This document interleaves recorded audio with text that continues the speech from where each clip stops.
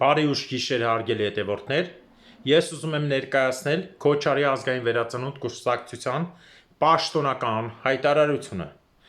Մենք Քոչարի քաղաքական կուսակցությունը խստորեն դատապարտում ենք Պակիստանի կողմից տարածաշրջանում ստեղծված վտանգավոր իրավիճակը, որը հանգեցրել է անմեղ զբոսաշրջիկների սպանությանը։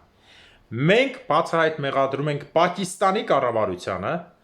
այս հակամարտության սրացման մեջ իր ուղղակի կամ անուղղակի մասնակցության համար։ Մեր խորին ցավակցությունն ենք և զորակցությունն ենք հայտնում զոհերի ընտանիքներին։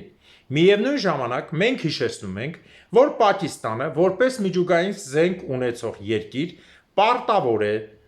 առավել մեծ պատասխանատվությամբ մոտենալ տարածաշրջանին և տարածաշրջանային անվտանգության խնդիրներին։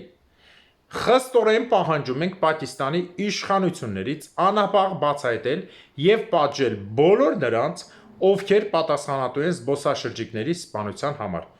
ինչպես նաև ձեռնարկել իրական քայլեր իրավիճակի լարման թուլացման ուղղությամբ։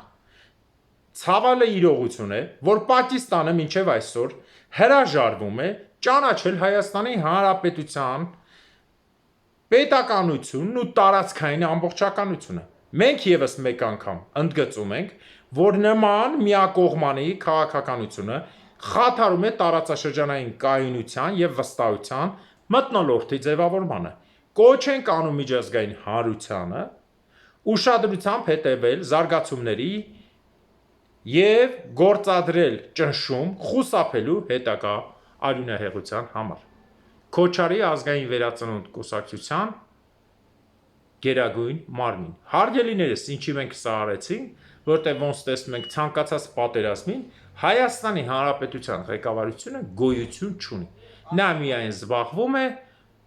ժողովրդին զբաղեցնելով մանր և փոքր իրեն գործերով։ Դրա համար, որպես քաղաքական կուսակցություն, մենք ստանձնեցինք այս հայտարարությունը, որը կարևոր է մեր և Հնդկաստանի և ինչպես նաև համաշխարհային խաղաղության համար։ Բարի գիշեր բոլորիդ։